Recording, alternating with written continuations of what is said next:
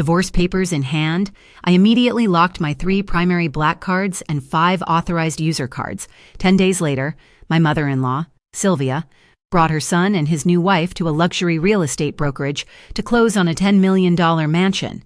The closing agent took Nolan's heavy metal card and slid it into the encrypted reader. The machine whirred, reading the chip. Then, a harsh, continuous beep pierced the quiet conference room. The digital screen flashed a glaring red warning. Declined. Seize card immediately. Fraud alert. The room froze. Nolan scowled, snatching the card from the agent's hand and demanding he run it again. He tossed a second card onto the glass table, then a third. Declined. Declined. Sylvia leaped from her leather chair, her neck flushing a violent shade of crimson, shrieking that the brokerage's equipment was defective. They threw tantrums, demanding to speak to the bank manager, blissfully oblivious to the fact that the limitless wealth they were attempting to spend belonged entirely to the woman they had just brutally evicted.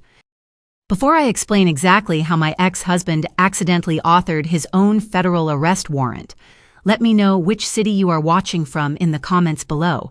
Hit the subscribe button and leave a like if you enjoy watching arrogant narcissists build their own prison cells. 10 days prior to that catastrophic swipe, the grandfather clock in my hallway ticked, counting away the final seconds of a 16-year charade. I sat at my formal dining table staring at a pathetic stack of legal documents. Nolan paced the length of the room. His custom leather Oxford struck the hardwood floor with aggressive, rhythmic thuds. He paused at the head of the table, leaning forward, bracing his knuckles against the polished mahogany. He wore a bespoke navy suit, a garment tailored to project absolute authority. He adjusted his silk tie. Looking down his nose at me, he declared I had failed to grow with him. He stated, in a voice dripping with corporate condescension, that he needed a partner suited for his billionaire lifestyle, not a stagnant relic of his startup phase. Kendra stood near the arched doorway. She was 28 years old, clutching a designer handbag that cost more than most people earn in an entire year. She shifted her weight, crossing her ankles, leaning against the doorframe. Her presence was an intentional, calculated insult. She chewed a piece of mint gum, smirking as she watched Nolan systematically dismantle our marriage. She lifted her hand, examining her manicured nails, radiating an aura of untouchable entitlement. Nolan tapped his index finger against the settlement offer. He demanded I vacate the premises by the end of the weekend. The paperwork sitting in front of me was a profound insult, a microscopic fraction of a % of the corporate valuation. He explicitly laid claim to the estate, the vintage sports cars parked in the garage, and total ownership of the tech logistics firm. He commanded me to take the meager severance and leave his empire without causing a scene. I did not scream. I did not hurl my coffee mug against the wall. I did not weep or beg him to reconsider. The warmth of a marriage spanning over a decade evaporated in a single heartbeat. In its place, a sharp clinical clarity settled over my mind. I assessed them not as a heartbroken wife, but as a forensic auditor observing a blatant fraud. I noticed the platinum watch gleaming on his wrist. I noted the limited edition leather bag resting on Kendra's arm. I cataloged the arrogant posture of a man who firmly believed he was the smartest person in the room. He believed he was a self-made titan, shedding dead weight. I picked up my silver pen. The cool metal grounded me. I gripped the barrel, pressed the fine tip against the thick paper, and signed my name on the dotted line. The scratch of the ink against the parchment was the only sound in the room. I did not utter a single word of protest. I simply pushed the signed documents back across the polished mahogany table. Nolan snatched the papers, letting out a short, triumphant laugh. His chest puffed out, validating his own manufactured supremacy. He turned, walked over to the archway, and wrapped his arm around Kendra's waist. She leaned her head against his shoulder, casting one final, pitying glance in my direction. They turned their backs and walked out the front door, the heavy oak slamming shut behind them. They walked down the driveway, sliding into the back of a chauffeured town car, completely unaware that by handing me those divorce papers, they had just stepped directly onto a financial landmine. The sound of the chauffeured town car's tires crunching against the gravel driveway faded into the distance. I remained seated at the long mahogany dining table. The silence of the empty house settled around me, heavy and absolute. I reached out and gathered the signed divorce papers, squaring the edges by tapping them against the polished wood. I slid them into a manila folder. I stood up, walked into the kitchen, and poured a glass of cold water. To comprehend the sheer, catastrophic gravity of Nolan's miscalculation, you must rewind the clock 16 years. You must examine the exact foundation upon which he built his glass castle. The year was 2010. I was 24 years old. Nolan was 26. We rented a cramped two-bedroom apartment on the industrial edge of the city. Every evening, Nolan paced the worn carpet, dragging his fingernails across his scalp, staring at a glaring computer screen. His tech logistics startup bled cash. The company hemorrhaged capital faster than he could secure it. He routinely slammed his fists against the cheap particle board desk, cursing vendors who demanded upfront payments and investors who laughed him out of boardrooms. He sifted through stacks of past due notices, his pride fracturing daily under the weight of impending bankruptcy. I sat on the opposite side of the room, quietly sipping tea. I did not struggle. I operated as a high-level cyber forensic auditor.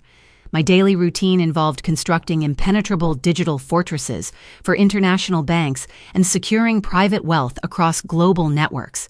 I commanded a formidable income, completely shielded behind layers of corporate anonymity. I watched my husband crumble. I loved him, and I decided to protect his notoriously fragile ego. I did not write him a personal check. A direct handout would have shattered his identity as a provider. Instead, I engineered a phantom savior. I established an anonymous offshore holding firm. I routed my capital through a labyrinth of shell corporations based in jurisdictions completely shielded from domestic audits. I drafted a meticulously formatted 50-page term sheet, disguising the capital injection as a venture capital angel investment. I hired a proxy attorney to physically hand him the documents in a rented downtown boardroom. Nolan signed the paperwork without noticing the obfuscated ownership clauses. The massive capital injection flooded his business accounts. He burst through our apartment door that evening, lifting me off the floor, shouting that a massive international syndicate believed in his vision. I smiled, kissed his cheek, and let him claim the victory. I handed him the ultimate illusion, the unshakable belief that he possessed the genius of a self-made titan. As his logistics company expanded, his ego inflated proportionally. To maintain the charade, I constructed a secondary identity. I played the unassuming, frugal wife. I clipped grocery coupons at the kitchen counter.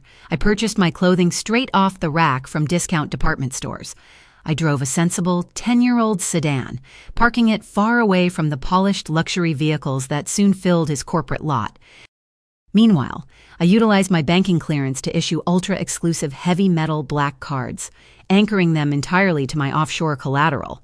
I handed the cards to Nolan, claiming his new investors required him to project a top-tier executive image. He accepted the limitless credit without a second thought.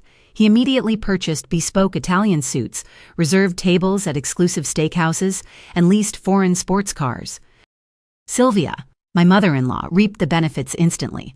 Nolan handed her a secondary authorized-user black card.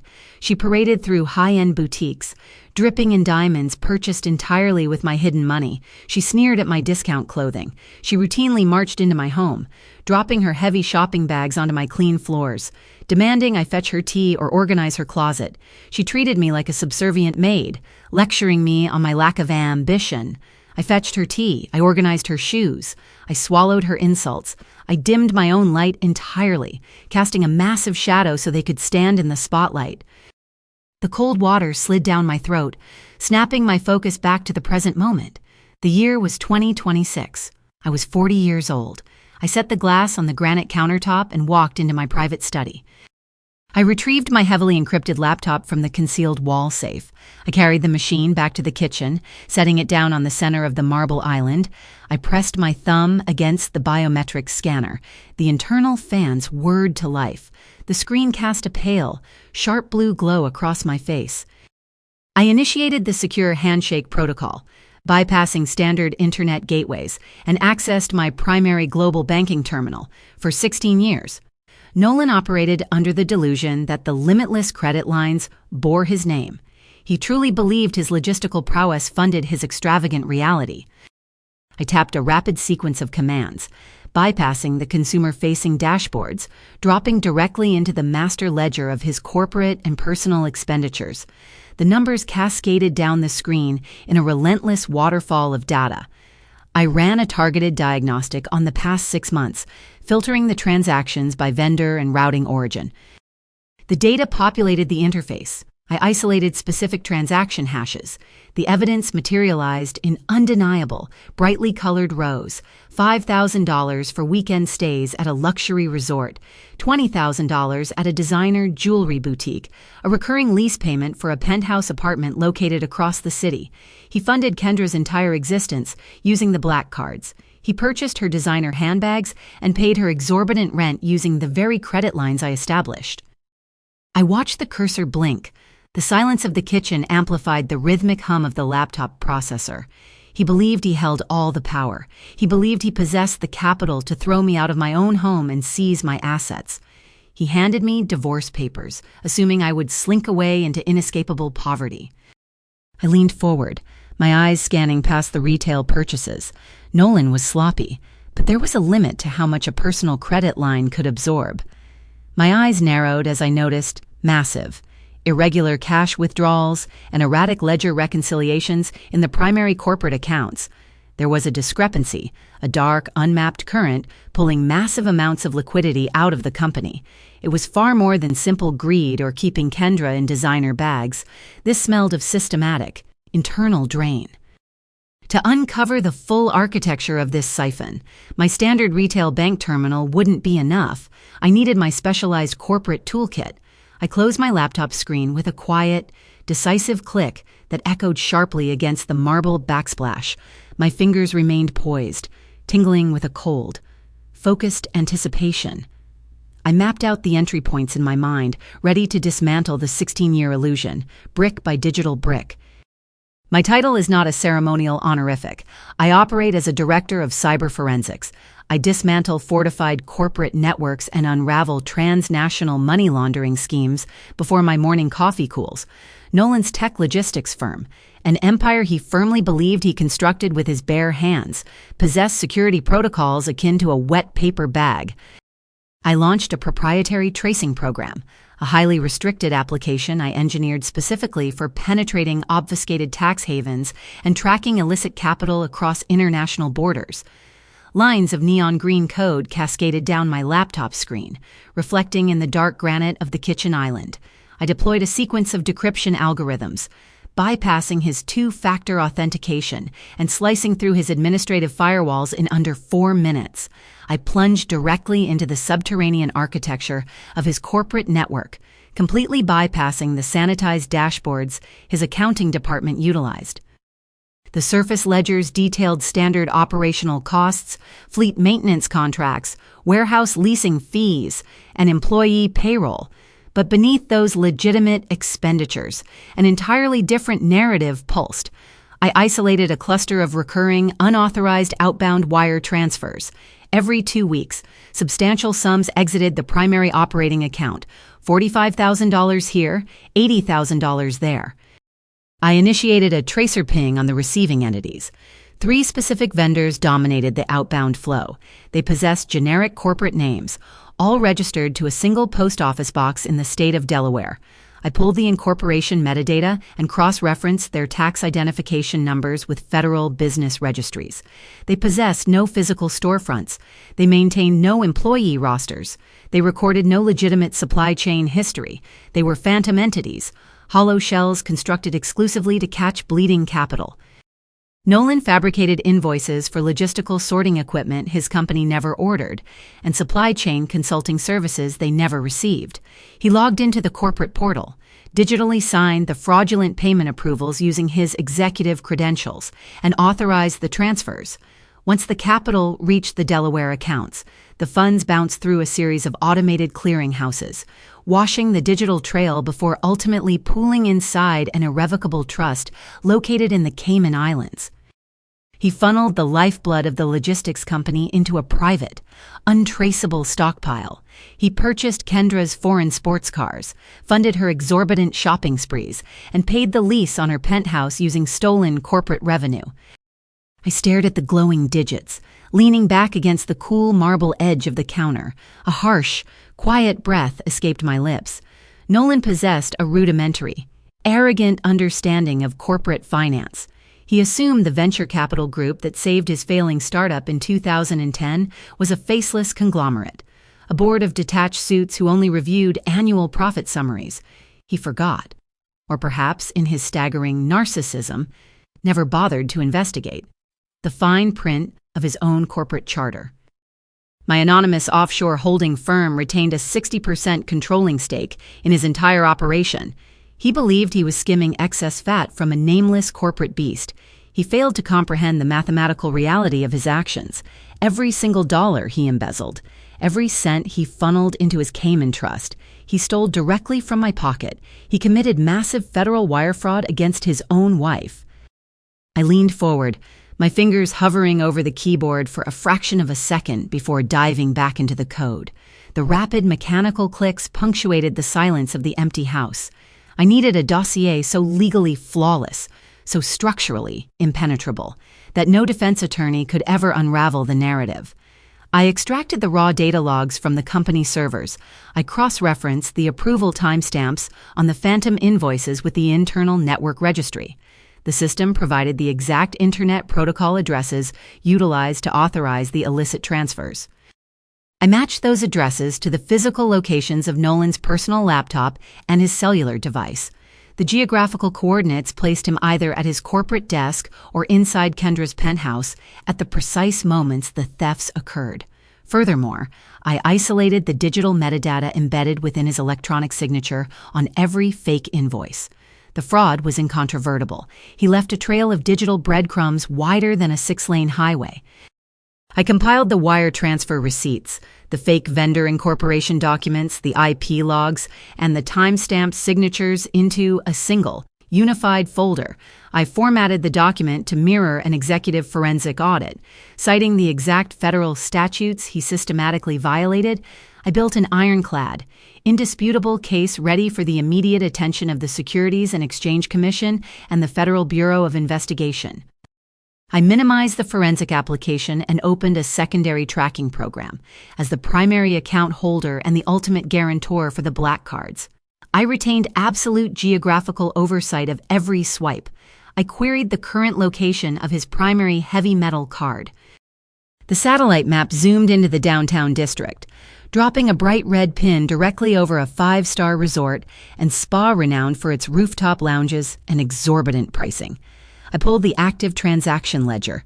3 minutes prior, the card processed a charge for $450 at the resort's champagne bar. I pictured the scene with crystalline clarity.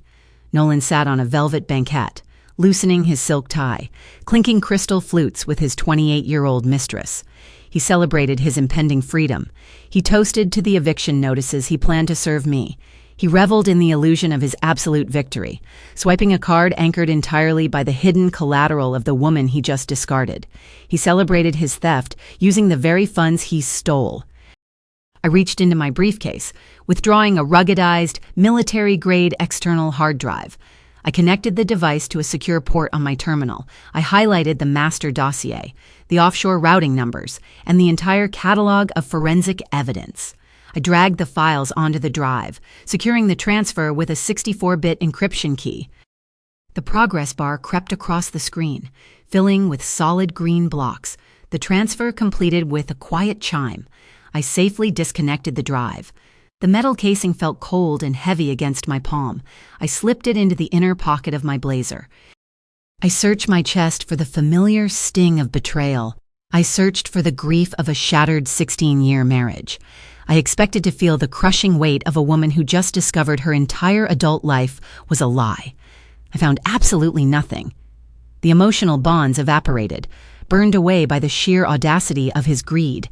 In their place, I felt the icy, thrilling anticipation of an apex predator. I stood in my silent kitchen, watching the cursor blink on my screen. waiting with infinite patience for the blind animal to walk willingly into the steel trap. At exactly 8 in the morning, the heavy grandfather clock in the foyer chimed its final note. The deep, resonant sound had barely faded when the tranquility of my home shattered. The solid oak front door did not simply open, it slammed against the drywall with a violent, structural crack. Nolan marched across the threshold, tracking damp morning earth across the pristine hardwood floors, his face flushed, a dark, unaggressive crimson. He bypassed the kitchen entirely, his heavy leather Oxford striking the floorboards in rapid, thundering succession. He headed straight down the main corridor toward the only room in the house explicitly designated as my sanctuary, my private study. I stood in the hallway, holding a ceramic mug of black coffee, stepping back into the shadow of the archway to observe the intrusion. Nolan gripped the polished brass handle of my mahogany filing cabinet and yanked. The drawer held firm. Secured by a heavy-duty tumbler lock, he let out a sharp, guttural breath of frustration. His eyes darted around the meticulously organized room, hunting for leverage. He spotted a heavy brass bookend shaped like a galloping horse resting on the adjacent bookshelf. He snatched the solid metal object off the shelf, raised it above his head, and brought it down with staggering force.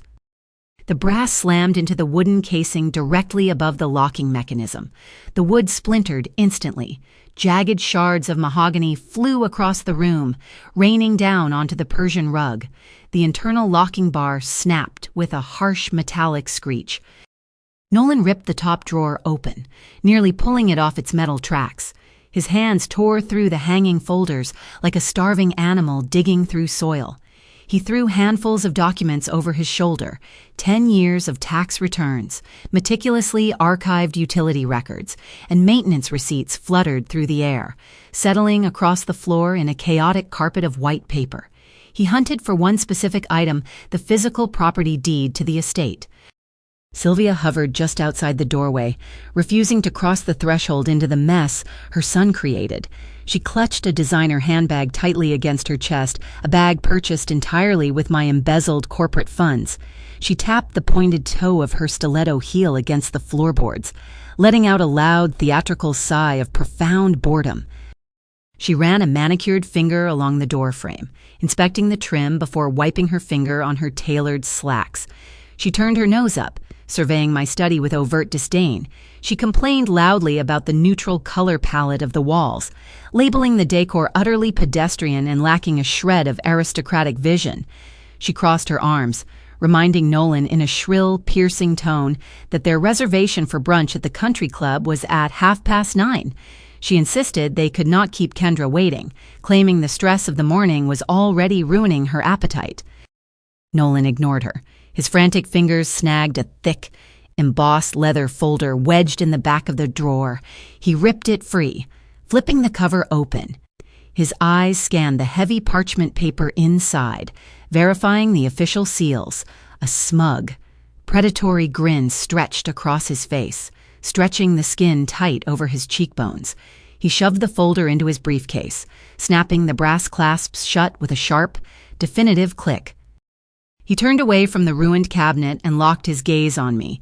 His chest heaved, sweat beaded along his hairline, glistening under the overhead lights. He pointed a rigid finger directly at my face, closing the distance between us. He demanded the keys to the vintage sports car parked in the garage.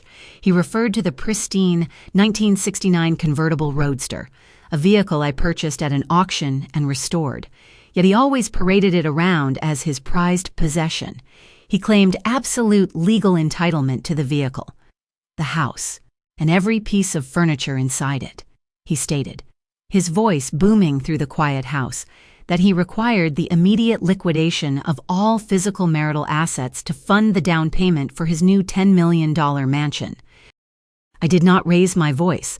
I did not step forward to block his exit or defend my violated workspace. I did not mourn the shattered mahogany cabinet or the scattered remnants of my personal archives. I turned, walked 3 deliberate paces to the entryway credenza, and pulled open the small, velvet-lined drawer. I retrieved the silver key ring holding the ignition key for the roadster. I placed the keys onto the cold marble surface of the credenza. The metal clinked softly against the stone. I stepped back, crossing my arms over my chest, maintaining a terrifyingly blank expression. I looked directly into his eyes, offering absolutely zero resistance. I presented a smooth, impenetrable surface, giving his rage nothing to grip. Nolan snatched the keys off the marble. He adjusted the lapels of his suit jacket, rolling his shoulders back to project the aura of a conquering king who had just plundered an enemy village. He sneered at me, shaking his head in mock pity, interpreting my silence as total submission. Sylvia scoffed, turning on her heel, leading the march back toward the front door. She called over her shoulder, advising me to start packing my belongings in garbage bags to save time. I stood in the foyer, sipping my black coffee, watching them walk down the driveway. The morning sun illuminated Nolan as he patted the side of his leather briefcase, clutching it tightly against his ribs. He believed he held the foundational keys to his financial future. He believed he possessed the leverage to force me onto the street. I took another slow sip.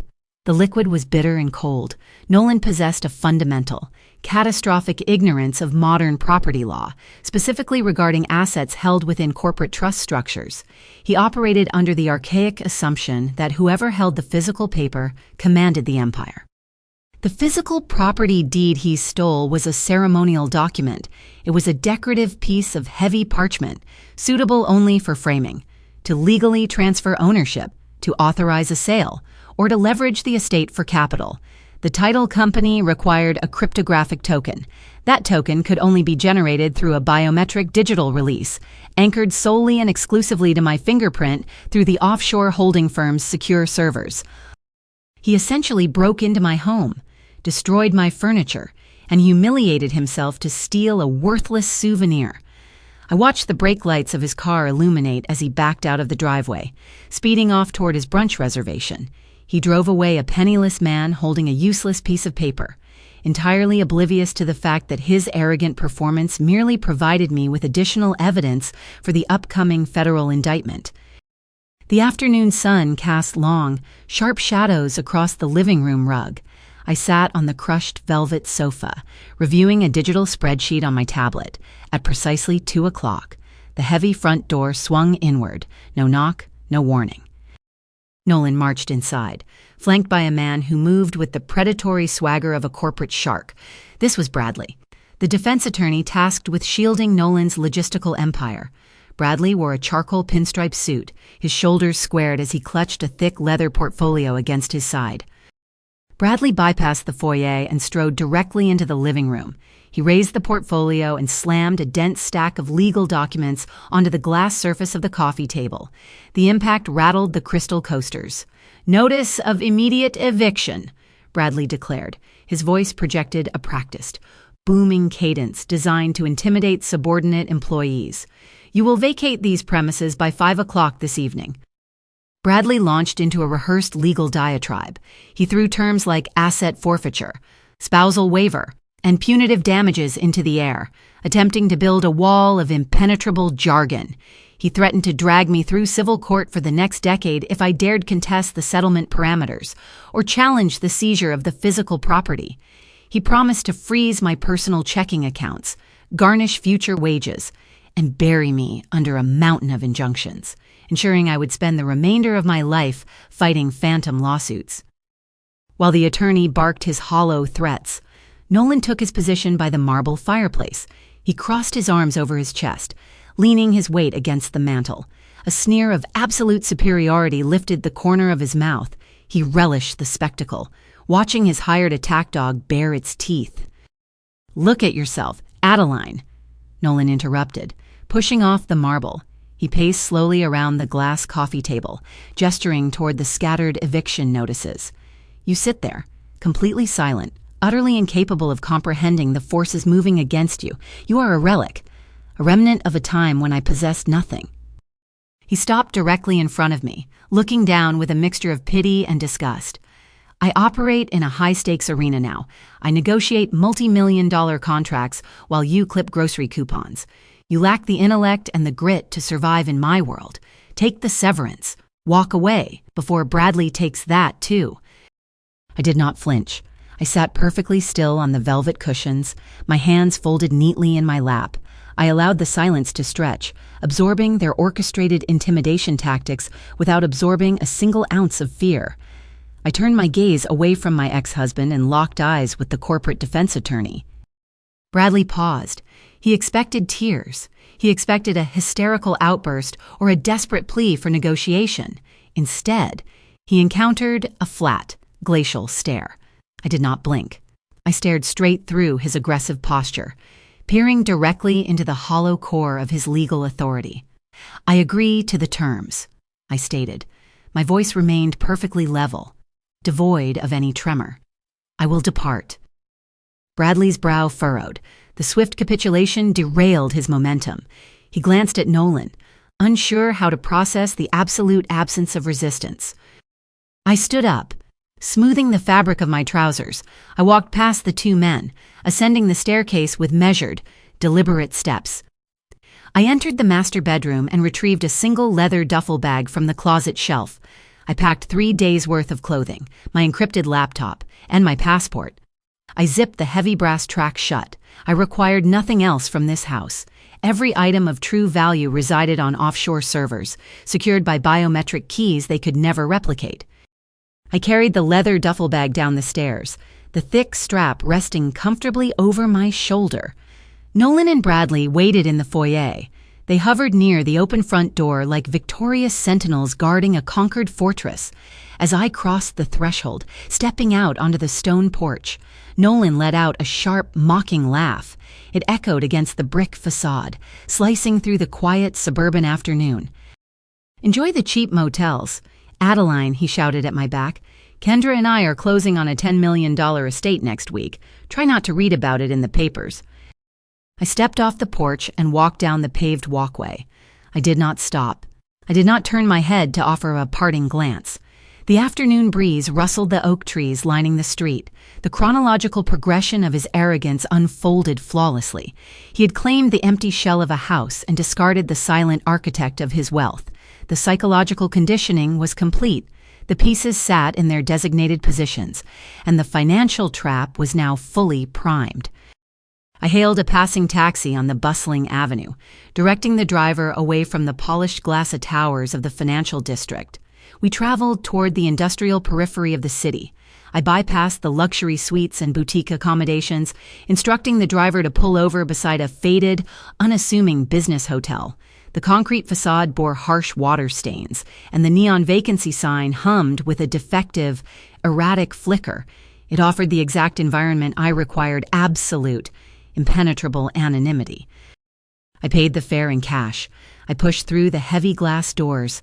The lobby smelled of stale carpet cleaner and old rain. I approached the front desk, handed the clerk a stack of paper currency, and secured a room on the 4th floor without providing a major credit card. I retrieved a worn plastic keycard and rode the rattling elevator upward.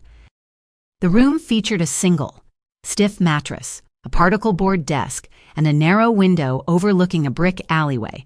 I dropped my leather duffel bag onto the mattress. I pulled the heavy blackout curtains shut, plunging the space into dense shadow, eliminating any glare from the afternoon sun. I unzipped the duffel bag and extracted my encrypted laptop. I set the heavy machine squarely in the center of the desk. I pressed my thumb against the biometric scanner. The internal processors whirred, breaking the silence of the room. The screen flared, casting a sharp pale blue glow across the cramped walls and illuminating my face. I engaged my virtual private network. I routed my connection through a labyrinth of ghost servers situated in non-extradition jurisdictions. The time for passive observation concluded. I prepared to execute the demolition. I launched the primary global banking terminal. The interface loaded, displaying the sprawling, complex architecture of the credit network I constructed 16 years ago. I navigated past the retail banking firewalls, accessing the elite client dashboard. 8 distinct accounts materialized on my screen, each representing a vital conduit of my hidden wealth. I highlighted the first 3 profiles. These linked directly to the heavy titanium black cards held by Nolan, Kendra, and Sylvia. I shifted my cursor, dragging a selection box over the remaining 5 authorized user cards. Nolan assigned these specific lines of credit to his senior executive team, the men who laughed at his arrogant jokes, facilitated his corporate theft, and blindly processed his fraudulent phantom invoices. I did not navigate to the standard customer service portal to report the physical plastic stolen. A stolen card designation merely prompts the banking institution to issue a replacement piece of metal and transfer the underlying balance. I required total, unmitigated financial obliteration. I opened the terminal's command prompt, initiating a direct override to access the institution's back-end security protocols. I highlighted the 8 active accounts. I bypassed the standard fraud algorithms. I typed a sequence of encrypted commands and executed a protocol designated internally as a code 4 absolute freeze. My finger pressed the enter key. The system hesitated for a fraction of a second, processing the extreme severity of the command. A Code 4 protocol exists strictly for mitigating suspected international money laundering, severe corporate embezzlement, and terrorist financing. It bypasses branch managers. It bypasses the wealth concierge desks. It triggers an immediate, hard-coded lock on the underlying routing numbers. It erects an impenetrable digital concrete wall between the physical cards and the offshore capital securing them. The terminal screen flashed a brilliant crimson. A line of text confirmed the lockdown. The connection to my hidden wealth severed instantly. The heavy titanium cards sitting inside their designer wallets transformed into useless, inert scraps of metal. I minimized the banking terminal. I opened the administrative portal for the tech logistics firm. Nolan operated publicly as the chief executive officer, strutting through boardrooms and demanding absolute obedience. However, my anonymous offshore holding company controlled the root access to the entire corporate infrastructure. I entered the master directory. I located Nolan's administrative profile. His digital permissions granted him unrestricted access to the corporate escrow accounts, the massive payroll ledgers, and the vendor payment systems. He weaponized these exact permissions to siphon my capital into his Cayman Islands trust. I highlighted his profile. I pulled up the permissions matrix. I stripped away his executive clearance. I wiped his administrative privileges, downgrading his profile to a restricted, read-only status. I applied the identical downgrade to his 5 senior executives. I locked the entire leadership team out of their own empire. They could log into the network, read emails, and view past statements, but they could not move a single cent, approve a single invoice, or access the internal banking gateways. I pivoted to the commercial credit lines. The logistics company relied on a massive revolving line of credit to maintain daily operations. They required liquid capital to float international shipping contracts, purchase fuel for their fleets, and pay exorbitant warehouse leases. I initiated a structural freeze on the corporate liquidity pool. I blocked all outgoing wire transfers. I suspended the vendor payment gateways. I collapsed the financial arteries that kept his business functioning. The digital lock slammed shut, securing the vault with absolute, irreversible finality. The logistics firm, handling millions of dollars in freight, slammed into a sudden, catastrophic financial wall. The entire supply chain ground to a silent, digital halt. I pushed the laptop back slightly, creating a few inches of space on the laminate desk. I reached for the paper cup of black coffee I purchased from a corner vendor before entering the hotel. I peeled back the plastic lid. Steam curled upward, vanishing into the cool, stale air of the room. I took a slow, deliberate sip. The dark roast coated my throat, bitter and grounding. The heat radiated outward, settling the adrenaline humming in my veins. I sat back in the stiff, uncomfortable chair. I stared at the crimson lock icons illuminating my screen. The financial oxygen supply sustaining Nolan's entire universe ceased to exist. I pictured him parading across the city in his bespoke suit. Flanked by his aggressive lawyer, I pictured him sliding into the leather driver's seat of the vintage sports car, accelerating down the highway. I pictured him walking into 5-star steakhouses, ordering vintage wine, and confidently reviewing the closing contracts for a $10 million mansion. He strutted through the world operating entirely on ghost fumes. He stood as a penniless fraud, utterly oblivious to the fact that his sprawling, arrogant empire had just been reduced to dust with a sequence of keystrokes. He possessed a wallet full of dead metal and a corporate title that commanded zero authority. The timer ticked downward, marching steadily toward his absolute public asphyxiation. Dawn broke, casting a thin sliver of gray light across the particle board desk. My encrypted laptop emitted a sharp, rhythmic chime. Crimson alert banners cascaded down the dark screen. The security dashboard registered a barrage of unauthorized access attempts. Nolan was awake. I sat upright, dragging the laptop closer. I pulled up the real-time activity log. Nolan occupied his corner office at the logistics firm. His unique internet protocol address hammered against the corporate banking portal. He attempted to initiate a standard wire transfer from the primary operating account. The system returned a hard denial. He tried again. Denied. He pivoted to the secondary commercial credit lines. Denied. He accessed the payroll reserves. Denied. His digital footprint painted a portrait of escalating panic. The keystrokes registered with frantic, erratic frequency. He refreshed the terminal. He cleared his browser cache. He re-entered his credentials. Every single pathway he probed slammed shut. Blocked by the code 4 absolute freeze I executed the previous afternoon. Today was a critical deadline. The real estate brokerage required a liquid down payment of $2 million to secure the $10 million estate.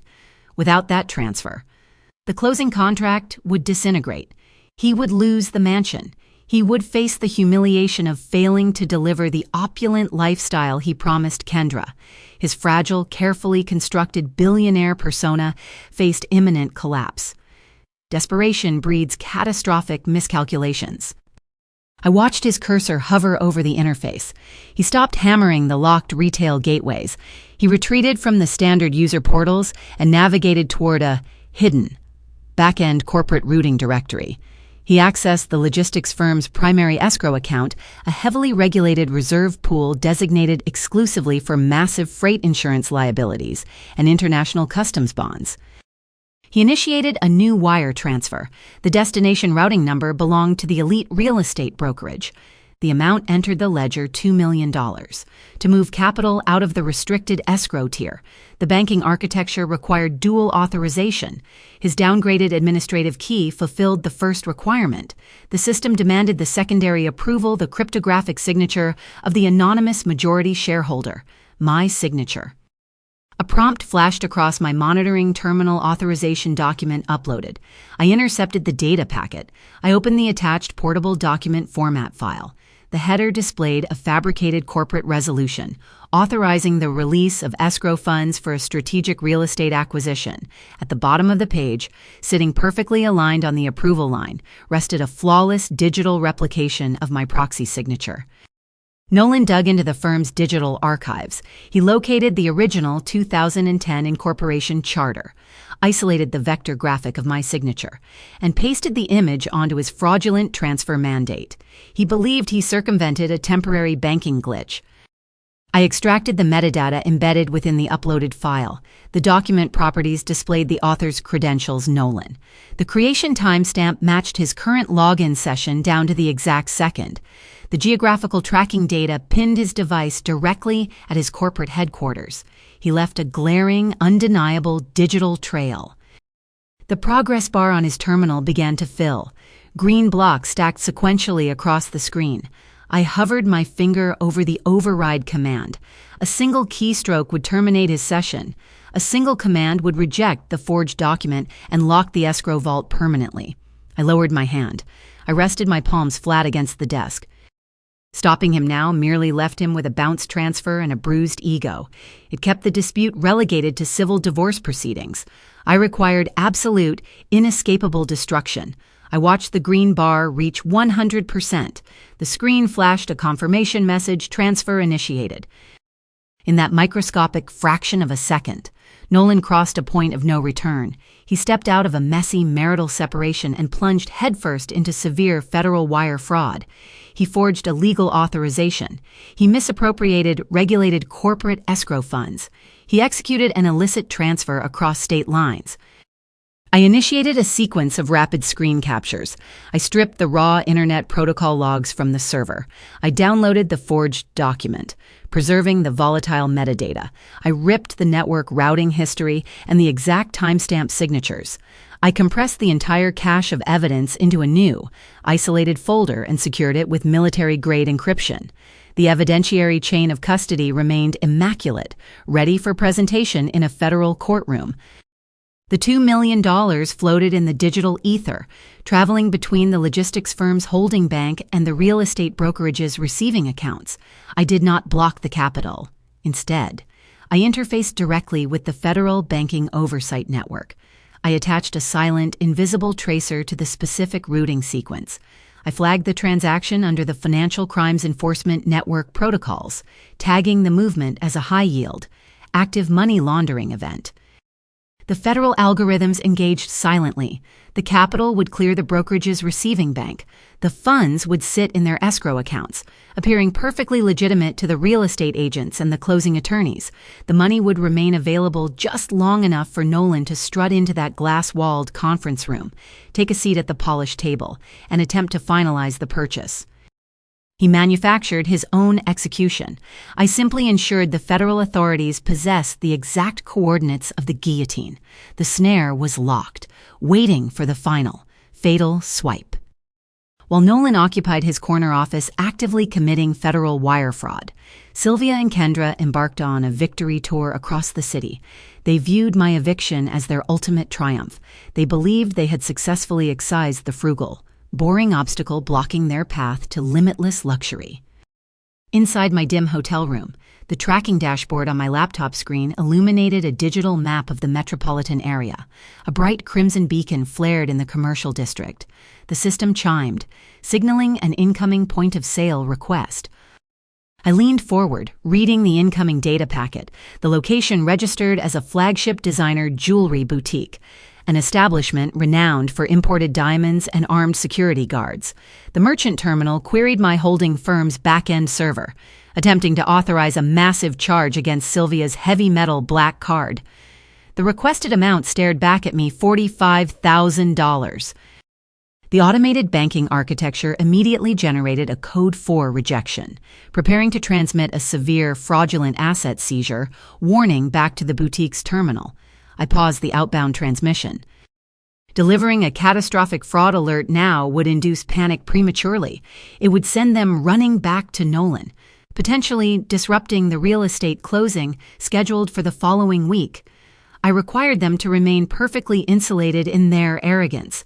I clicked the terminal prompt, accessed the raw text string of the error code, and rewrote the response. I replaced the severe warning with two generic words, security hold. I hit enter, feeding the modified packet back into the retail grid. A secondary alert instantly flared on my screen. The boutique's point-of-sale system triggered a merchant instruction, contact issuing administrator. My encrypted cellular device, registered as the primary administrative contact for the offshore holding firm, vibrated against the particle board desk. I picked up the device. I accepted the connection and immediately muted my microphone. The audio feed crackled to life. I heard the sharp, frantic tapping of fingernails against a glass display case. "I apologize, madam," a trembling male voice said. The boutique manager sounded terrified, his words rushing together. "The terminal is returning a security hold. It requires a manual override from your banking concierge." Sylvia's shrill tone pierced the audio feed, echoing sharply over the phone line. "Run the card again," she commanded. She did not ask, she delivered an imperial edict. "The magnetic strip is likely dirty, or your machine is defective. Do you have any idea how much money sits in that account?" "I have swiped it 3 times. Ma'am," the manager stammered. "The institution is blocking the release of the funds for the platinum tennis bracelet and the sapphire earrings. I cannot bypass a hard hold." I listened to Sylvia let out a loud, theatrical scoff. The sheer entitlement radiated through the cellular connection. She slammed her hand flat against the glass counter. "This is a glitch," she barked. "A pathetic systemic glitch. This card possesses absolutely no limit. My son manages a global logistics empire. You're embarrassing yourself, and you are wasting my morning." Kendra's voice drifted into the receiver, dripping with smug, manufactured vocal fry. "Just leave the jewelry on the counter, Sylvia," she murmured, her tone laced with absolute boredom. "Nolan plays golf with the regional director of that bank. We will just have him fire whoever is responsible for this inconvenience. They will probably hand-deliver the pieces to the new mansion tomorrow, alongside a written apology." "You are entirely correct, Kendra," Sylvia agreed. "I refuse to stand here and be humiliated by defective retail equipment." I heard the metallic clatter of the heavy black card hitting the glass counter, followed by the aggressive, rhythmic clack of their stiletto heels marching across the marble floor. The heavy glass doors of the boutique swung open and slammed shut. The boutique manager let out a long, shaky exhale into the receiver. I terminated the connection, plunging the hotel room back into silence. They abandoned $45,000 worth of jewelry without a second thought, completely unfazed. They wrapped themselves in a delusion so thick it repelled reality. They marched out onto the avenue, blaming a peasant's machine for their inability to access stolen wealth. They possessed no inkling that the declined transaction represented the first tremor of a catastrophic financial earthquake. I sat back in my chair, watching the digital map. The afternoon progressed, and the dashboard transformed into a graveyard of rejected requests. My software mapped their movements across the city grid, dropping a crimson pin at every location where their reality fractured. 2 hours later, the system chimed again. A luxury day spa requested authorization for $2,500. The bill covered caviar facials, deep tissue massages, and imported champagne. Denied. I watched the red pin drop onto the map. I pictured them wrapped in plush white robes, holding out the dead metal card, rolling their eyes at the spa receptionist, blaming the banking glitch once more. At 6 o'clock in the evening, another ping echoed through the hotel room. A 5-star French restaurant attempted to process a charge for $800. Denied. At 9 o'clock, a digital travel portal queried the server. Kendra attempted to book 2 first-class airline tickets to a tropical resort, likely planning a celebratory getaway for after the mansion closing. The requested amount totaled $12,000. Denied. Every single swipe chipped away at their illusion, yet their arrogance acted as an impenetrable shield, a normal person experiencing multiple. Consecutive financial rejections across diverse merchant platforms would panic. They would contact their financial institution. They would demand answers. Sylvia and Kendra did not ask questions. They believed their status elevated them above consequences. They assumed the rules of mathematics and banking simply bent to accommodate their desires. They continued to carry those inert plastic and metal rectangles in their designer purses, treating them like magic wands temporarily out of battery. The tension coiled tighter within the digital architecture. The walls of their universe closed in by the hour. I watched the failed transaction logs pile up on my screen, a cascading waterfall of crimson text documenting their impending ruin. They danced blindly toward the edge of a massive cliff, insulated by their own greed, marching steadily and willingly toward the $10 million real estate closing. Day 10 broke over the city with crisp, biting clarity. The morning sun sliced through the towering skyscrapers, casting long, sharp beams across the pavement. I sat in the rear passenger seat of a sleek, black town car parked directly across the avenue from the city's premier luxury real estate brokerage. The tinted windows shielded me from the bustling pedestrian traffic. The vehicle's engine idled with a low, steady hum, matching the rhythmic thud of my pulse. I rested my encrypted laptop on my knees. The screen glowed, illuminating the dark leather interior of the cabin. I initiated a direct, encrypted uplink to the Federal Fraud Division's monitoring architecture. The digital gateways locked into place, the trap I spent a decade and a half unwittingly financing, and 10 days meticulously engineering, prepared to snap shut. Across the avenue, the brokerage presented a facade of impenetrable wealth. Floor-to-ceiling glass panels framed the ground-level conference rooms. Through the transparent walls, I possessed a direct, unobstructed line of sight into the primary closing suite. My intelligence network did not rely on physical wiretaps. I simply tapped into the most vulnerable, arrogant broadcasting system available Kendra's public social media feed. I opened a secondary window on my monitor, pulling up her live video stream, the audio pipe directly through my secure earpiece.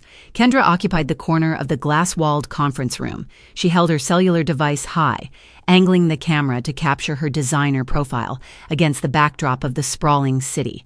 She held a crystal flute of complimentary champagne in her free hand, swirling the bubbling liquid. She broadcasted her perceived triumph to the world, narrating the acquisition of a $10 million estate as if she negotiated the terms herself. She angled the lens downward, zooming in on the thick stack of closing documents resting on the polished mahogany table. The camera captured the embossed logo of the real estate firm and the bold, printed address of the sprawling mansion. She giggled, a sharp grating sound, boasting about the square footage, the infinity pool, and the imported Italian marble floors. Through her live feed, I observed the rest of the occupants. Nolan sat near the center of the table. He wore a charcoal suit tailored to emphasize his shoulders, attempting to project the formidable presence of a corporate titan. He leaned back in his leather executive chair, resting his ankle across his knee. A smug, unwavering grin stretched across his face. He believed he beat the system. He believed the forged. $2 million wire transfer he executed days prior cleared the banking hurdles seamlessly. He assumed the capital currently rested securely in the brokerage's escrow account, washing away his federal forgery with the stroke of a closing pen.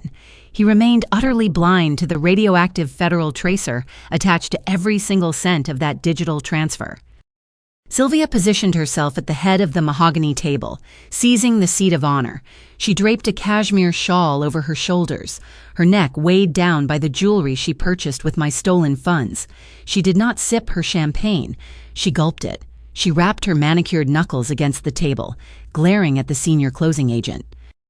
"Expedite the signatures," Sylvia demanded, her voice cutting through Kendra's live stream. "We possess a luncheon reservation at the country club, and I refuse to tolerate bureaucratic delays. Print the final ledgers." The closing agent, a man wearing a crisp white shirt and a nervous expression, nodded deferentially. He shuffled the heavy stacks of paper, organizing the signature pages. He remained oblivious to the fact that he was currently facilitating a massive federal crime. To him, Nolan represented a lucrative commission, a wealthy tech executive finalizing a standard luxury acquisition. I muted Kendra's audio feed. The visual data provided everything I required. I shifted my focus back to the primary banking terminal on my screen. I monitored the point-of-sale gateway linked to the brokerage's merchant account. To finalize the transfer of the title, the brokerage required the immediate settlement of the auxiliary fees. The contract mandated the payment of property taxes, title insurance premiums, and the broker's closing commission. The sum totaled exactly $150,000. The $2 million down payment sat frozen in the federal snare, appearing cleared but structurally locked. The brokerage needed the final auxiliary payment to release the physical keys. I watched the closing agent slide a sleek, wireless payment terminal across the polished mahogany table. He tapped the screen, entering the auxiliary total, $150,000. Inside the glass room across the street, Nolan dropped his foot to the floor. He leaned forward, dismissing the staggering sum with a casual wave of his hand. He reached inside his tailored jacket, withdrawing his designer leather wallet. He pulled free the heavy, titanium black card, the very same card I locked, bricked, and severed from my capital 10 days ago. The very same card that triggered the security holds at the jewelry boutique, the day spa, and the French restaurant. Nolan, insulated by a lifetime of unearned privilege and towering arrogance, did not hesitate. He did not suspect a catastrophic failure. He believed the previous declines stemmed from retail-level fraud algorithms, minor inconveniences beneath a man of his stature. He fully expected a premier real estate brokerage to possess the banking clearance to process his limitless wealth. He tossed the heavy metal card onto the table. It landed with a dull, solid clack against the wood. The closing agent picked it up. He turned the card over, admiring the weight and the exclusive branding. He gripped the edge of the wireless terminal, preparing to insert the metallic chip into the encrypted reader. I sat in the shadows of the town car, my breathing slowing to a steady, rhythmic cadence. The street traffic outside my window faded into absolute silence. The decade and a half of silent endurance, the financial manipulation, the brutal eviction, the blatant corporate theft, it all funneled down into this singular, microscopic window of time. My security dashboard blinked, establishing a direct override link to the brokerage's specific merchant terminal. I bypassed the automated rejection codes. I prepared to deliver the manual, hard-coded federal fraud alert. The closing agent aligned the titanium chip with the terminal slot. The stage was flawlessly set. The actors stood on their marks. The audience, composed of silent federal agents monitoring the network alongside me, waited for the curtain to drop. I took a slow, deep breath, filling my lungs with the cool, conditioned air of the vehicle cabin. I raised my hand. My index finger hovered a millimeter above the execute key on my keyboard. I watched the agent push the card into the slot. I waited for the digital handshake to initiate. I waited to detonate the empire. The closing agent's hand pushed the heavy titanium rectangle into the reader.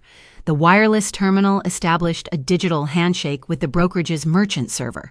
The encrypted data packet shot across the cellular network, a microscopic string of code carrying the weight of a $10 million transaction. It sought authorization for $150,000 in closing fees. The packet hit the primary banking gateway. I pressed the execute key. The plastic clicked sharply beneath my fingernail. I released the federal freeze directly into the terminal's return path. I did not send a standard insufficient funds notification.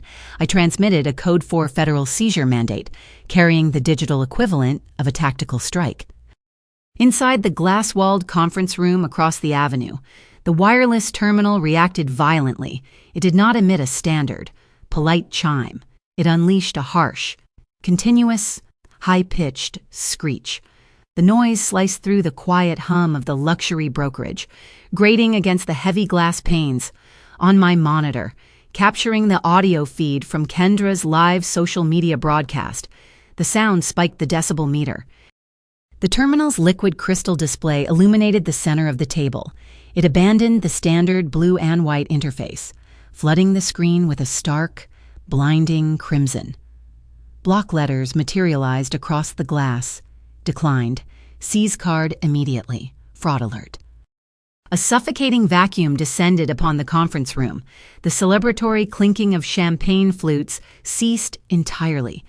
Kendra lowered her cellular device, her live broadcast capturing the sudden, rigid paralysis of the attendees. Nolan stared at the red screen. His brain, insulated by a lifetime of unchecked privilege and corporate sycophants, completely rejected the visual data. He did not perceive a systemic financial collapse. He perceived an insulting technical error. His brow furrowed into a deep, aggressive angle.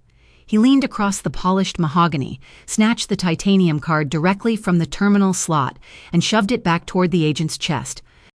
"Run it again," Nolan snapped. His voice carried no panic, only the sharp, irritated bite of a chief executive addressing a defective subordinate. "Your network connection dropped." The closing agent swallowed hard, his Adam's apple bobbing above his crisp white collar. He took the metal card, his fingers hesitating slightly, and reinserted the chip into the reader. I monitored the incoming query on my dashboard. I hammered the execute key a second time. The terminal shrieked. The crimson warning flashed, illuminating the agent's pale face. Declined. Nolan's jaw clenched. The muscles in his cheek twitched, a rhythmic spasm betraying the first hairline fracture in his composure. He ripped his leather wallet open, extracting a second black card, the corporate reserve line. He tossed it onto the glass, the heavy metal clattering against the surface. The agent processed the second card. I intercepted the authorization sequence. I crushed it. The terminal screeched, declined. Nolan's breathing shifted, growing shallow and rapid. A sheen of perspiration materialized across his forehead.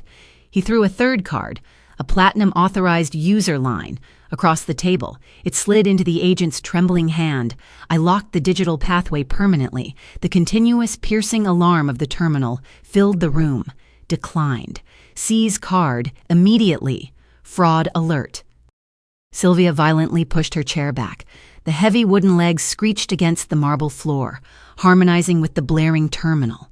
She stood up, her face flushing a deep, mottled crimson. The veins in her neck bulged against the diamond necklace she purchased with my stolen capital. "This equipment is absolute garbage," Sylvia shrieked, her voice echoing through Kendra's open microphone, loud enough to rattle the conference room glass. She pointed a trembling, manicured finger directly at the closing agent's face. "We are authorizing a $10 million acquisition.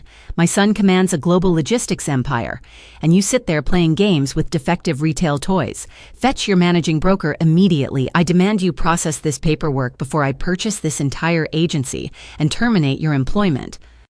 Kendra fumbled her phone. The camera angle tilted wildly, capturing the ceiling, the edge of the mahogany table, and the terrified expression of the closing agent. She broadcasted the utter, humiliating collapse of their aristocratic facade to her live, global audience. The closing agent did not apologize. He did not fetch the managing broker. He ignored Sylvia's frantic screaming. He stared explicitly at the string of alphanumeric error codes scrolling beneath the red fraud warning on his device. He possessed years of experience processing high-yield transactions for ultra-high net worth clients. He recognized standard banking glitches. He recognized insufficient fund warnings. The codes glaring back at him belonged to neither category. The terminal displayed federal asset forfeiture markers. The machine explicitly commanded him to physically seize the metal cards due to active, severe criminal flags. He looked at the 3 heavy metal cards resting on the table. He looked at Nolan. The agent stepped backward. He abandoned the wireless terminal, putting physical distance between himself and the fraudulent buyers. He backed into the edge of his desk, reached his hand beneath the wooden overhang, and pressed his thumb firmly against the concealed silent panic button. He linked the room directly to the local police dispatch and the federal authorities monitoring the transaction. Nolan noticed the agent's retreat. The towering structure of his ego began to collapse under the crushing weight of mathematical reality. The aggressive posture evaporated, leaving a hollow, terrified shell. He staggered backward, his thigh hitting the edge of the conference table. He plunged his hand into his tailored jacket, retrieving his smartphone. His fingers shook violently. He fumbled with the biometric scanner, wiping his thumb against his trousers to clear the cold sweat. He unlocked the device and launched his primary banking application. I watched his session initiate on my monitoring dashboard. I sat in the shadows of the town car, watching him through the glass as the final pillars of his universe disintegrated. He entered his credentials. He anticipated seeing the massive, comforting numbers of his corporate liquidity. He expected to find the $2 million he forged into the escrow account. The application loaded. The screen did not display a ledger. It displayed a stark, gray wall of text. Account frozen. Contact Federal Administrator. He backed out of the interface, his thumb jabbing aggressively at the glass. He launched the corporate logistics portal. The screen returned a fatal error code, administrative privileges revoked. He tried his personal checking accounts. He tried the offshore trust interfaces. He attempted to access the cryptocurrency wallets. Every single gateway rejected his credentials. The digital architecture of his life actively repelled him. Nolan dropped his arms to his sides. The smartphone slipped from his trembling grip, plummeting toward the floor. The device impacted the imported Italian marble, the glass screen shattering into a spiderweb of deep, jagged cracks. The conference room plunged into a suffocating, paralyzing silence, interrupted only by the relentless, high-pitched screech of the declined payment terminal. Sylvia stopped shrieking. She stared at her son, her mouth hanging slightly open, watching the color completely drain from his face. Kendra stood frozen in the corner, her live broadcast capturing the exact moment a self-proclaimed billionaire realized he possessed absolutely nothing. I sat in the dark interior of the town car, staring at the motionless figures inside the glass box. I closed my laptop screen. The metal latch clicked shut. The digital execution functioned flawlessly, the snare pulled tight, anchoring them to the floor, leaving them entirely immobilized as the physical fallout hurtled toward them. The suffocating silence inside the luxury real estate brokerage shattered. A high-pitched, oscillating wail tore through the crisp morning air, bouncing off the steel and glass skyscrapers lining the avenue.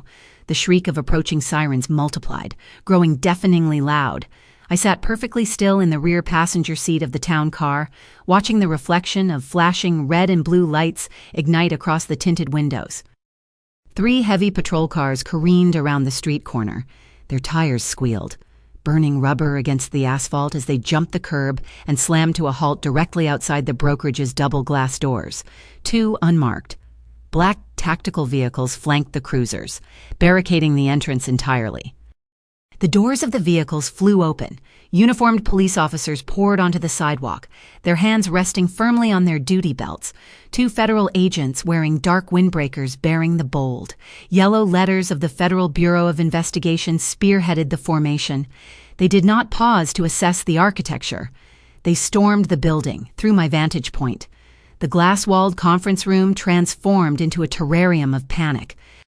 Nolan heard the sirens. He saw the tactical convoy block the avenue. The sheer terror paralyzing him just seconds prior mutated into a desperate, manufactured bravado. He pushed himself off the edge of the mahogany table. He straightened his spine, rolling his shoulders back, attempting to inflate his chest. He grabbed the lapels of his charcoal suit, tugging the fabric downward to smooth the wrinkles. He desperately tried to project the commanding, untouchable authority of a billionaire chief executive. The federal agents breached the conference room. The heavy glass doors crashed inward, rebounding off the metal stops. Nolan raised his hand, pointing a rigid finger at the lead agent. He opened his mouth, preparing to issue a barrage of legal threats, demanding to know the meaning of the intrusion, intending to wield his corporate title like a shield. The lead federal agent bypassed the pleasantries. He did not ask for identification. He did not request permission to enter. He marched directly to the head of the mahogany table, raising a thick, manila folder high into the air. He brought the heavy file down against the glass surface with a concussive, deafening crack. "Nolan!" the federal agent barked, his voice vibrating through the glass walls, overpowering the blaring sirens outside. "You are under arrest for severe federal wire fraud and international embezzlement." The declaration hung in the air, a lethal strike severing Nolan's reality. Nolan's manufactured authority evaporated. His raised arm dropped, the blood drained from his face, leaving his complexion the color of wet ash. He stammered, his jaw working frantically, producing only broken, incoherent syllables. He lunged toward the table, his trembling fingers frantically tapping the scattered closing contracts and the printed confirmation of the $2 million wire transfer. "There is a misunderstanding," Nolan choked out, his voice cracking, pitching upward into a pathetic whine. "Look at the escrow receipt.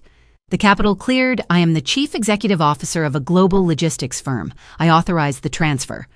This is a simple banking glitch." The federal agents ignored his frantic performance. They did not examine the documents. They did not entertain his desperate negotiations. The lead agent gave a sharp, definitive nod to the uniformed officers flanking him. 2 officers surged forward. They closed the distance in a single stride, driving their weight into Nolan. They grabbed his biceps, spinning him around with brutal, uncompromising force. They shoved his chest flat against the polished mahogany table, pinning him to the wood. Nolan gasped, his cheek pressing into the cold glass of the scattered closing documents. The officers wrenched his arms behind his back. The tailored seams of his expensive suit jacket tore under the strain.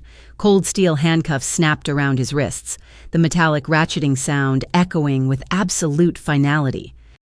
Sylvia backed away from the table, her stiletto heels catching on the edges of the Persian rug. She stumbled, catching herself against the window pane. Her mouth opened in a wide, silent scream. She clutched the heavy diamond necklace resting against her collarbone, a necklace purchased entirely with stolen capital, her knuckles turning white as she squeezed the imported stones.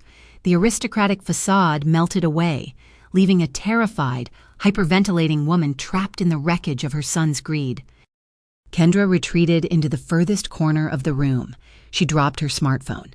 The device hit the marble floor, shattering the screen, terminating her live broadcast to the world. She pressed her spine against the drywall, sinking slowly toward the floor. She wrapped her arms around her knees, weeping hysterically, her designer makeup running in dark, jagged tracks down her pale cheeks.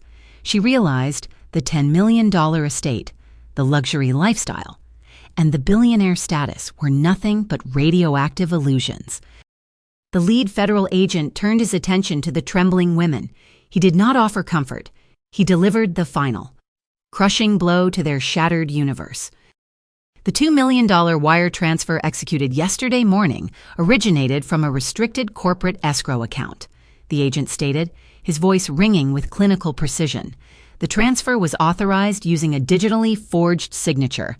The capital is flagged as stolen property, tied directly to an active international money laundering investigation. Sylvia gasped, clutching her chest, struggling to pull oxygen into her lungs. Effective immediately, the agent continued, pulling a secondary document from the manila folder. Every physical and liquid asset tied to your names, your corporate entities, and your authorized user accounts is seized under federal forfeiture laws. You possess absolutely nothing. The officers hauled Nolan off the mahogany table. They did not handle him with the deference afforded to a corporate titan. They gripped the collar of his ruined suit and the chain of the handcuffs, dragging him toward the exit. Nolan dragged his feet, his polished leather shoes scuffing the marble floor.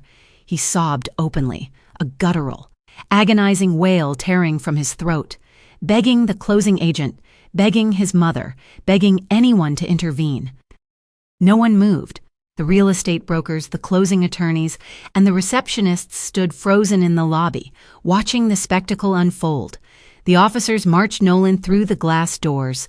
Sylvia followed closely behind, flanked by 2 armed guards, her head bowed in profound, absolute disgrace. Kendra brought up the rear, stumbling over her own feet, escorted firmly out of the building. The procession crossed the pavement. The officers shoved Nolan's head downward, forcing him into the cramped, caged backseat of a patrol car. The heavy door slammed shut, entombing him in the dark interior. I sat in the shadows of the town car, watching the flashing red and blue lights paint the avenue. The police cruisers pulled away from the curb, merging into the city traffic, carrying the architects of my misery toward a windowless holding cell. The chronological progression of his arrogance reached its terminal destination. The billionaire illusion was completely, utterly annihilated. I tapped the partition glass, signaling my driver. It was time to visit the interrogation room. The fluorescent tubes suspended from the concrete ceiling buzzed with a harsh, relentless frequency. They cast a sickly, clinical pallor across the windowless interrogation room, illuminating the scratch marks etched deep into the bolted steel table. The air stagnated, smelling faintly of industrial bleach, ozone, and old sweat. The heavy steel walls absorbed sound, creating a suffocating vacuum deep within the bowels of the federal holding facility. Nolan occupied the rigid metal chair anchored to the far side of the table. The tailored seams of his bespoke navy suit, the armor he selected that morning to project absolute dominance at a $10 million closing, now hung limply across his shoulders. The fabric wrinkled and stained with spreading patches of dark, nervous perspiration. Federal agents had stripped him of his silk tie, his leather shoelaces, and the platinum watch that once encircled his wrist. He wrenched his arms backward, testing the cold steel handcuffs chaining his wrists to a heavy iron ring welded beneath the table. The metal bit viciously into his skin, leaving raw, red abrasions across his forearms. He refused to accept his reality. The towering structure of his ego simply could not process the concept of defeat. He glared at the expansive two-way mirror spanning the right wall. Entirely convinced, invisible bureaucrats watched him from the shadows. He bared his teeth, shouting at the glass. He demanded a telephone. He demanded the immediate presence of Bradley, his aggressive corporate defense attorney, clinging desperately to the delusion that he could intimidate his way out of federal custody. He hurled legal threats into the empty air. He vowed to bankrupt the agency, terminate the arresting officers, and drag the entire precinct into a decade of civil litigation. He spouted corporate jargon, citing his status as a chief executive officer, demanding respect and threatening apocalyptic consequences for whoever authorized his detention. He believed his power extended beyond the glass walls of his boardroom. He operated under the arrogant assumption that his wealth rendered him untouchable. The heavy steel door clicked. The deadbolt slid backward, echoing with a resounding, metallic clack that silenced Nolan's tirade. He stopped pulling against his restraints. He straightened his spine, rolling his shoulders back, tilting his chin upward to reestablish his dominance. He prepared to unleash a torrent of abusive commands upon his lawyer or an apologetic federal agent. He fully expected Bradley to swagger across the threshold, waving a writ of habeas corpus and offering immediate salvation. The door swung inward on heavily greased hinges. I stepped across the threshold. It was not Bradley. I wore a tailored charcoal suit, the fabric cut with exacting, razor-sharp lines. My posture remained flawlessly upright. My heels struck the linoleum floor with measured, deliberate precision. I carried a thick, leather-bound portfolio under my right arm. I projected an aura of absolute, glacial authority, commanding the sterile space the instant I entered. Nolan's jaw dropped. The manufactured bravado fueling his demands evaporated into the chilled air. The desperate hope shining in his bloodshot eyes vanished, replaced by a profound, sickening confusion. He blinked rapidly, shaking his head, attempting to reconcile the pristine, formidable woman standing before him with the subservient, coupon-clipping relic he evicted just days prior. "Adeline," he whispered. His voice cracked. The sound scraped against his dry throat, pitching upward into a pathetic, hollow wheeze. He leaned forward, straining against the heavy chains anchoring him to the table, searching my face for answers. His panic immediately overrode his logic. He reverted instinctively to his default setting, issuing commands to a subordinate. "What are you doing here?" he stammered, pulling at his cuffs again, the metal rattling loudly against the table ring. "Did they drag you in for questioning? Did they freeze the joint accounts too? Listen to me very carefully. You need to call Bradley. Tell him they are holding me unlawfully. Tell them there is a massive misunderstanding regarding the escrow transfer. Go back to the house. Find whatever jewelry or cash you can scrounge together, and get me out of here. I will handle this." He practically ordered me to save him. He still viewed me as the naive, invisible support structure holding up his gilded life. I did not scream. I did not hurl insults, demand apologies, or list his endless failures. I did not inform him that his house no longer belonged to him, or that his mistress was currently weeping in a separate cell down the hall. I offered absolutely zero sympathy. I walked to the opposite side of the steel table. I reached down, gripped the back of the metal chair, and pulled it out. The metal legs screeched against the linoleum, a sharp, jarring noise that made Nolan flinch and pull his hands back. I sat down smoothly. I placed the thick, leather-bound portfolio squarely in the center of the table, aligning the edges perfectly parallel to the steel rim. I folded my hands, resting them lightly atop the leather cover. I looked directly into his eyes. I maintained a terrifyingly blank expression. I deployed absolute unbroken silence.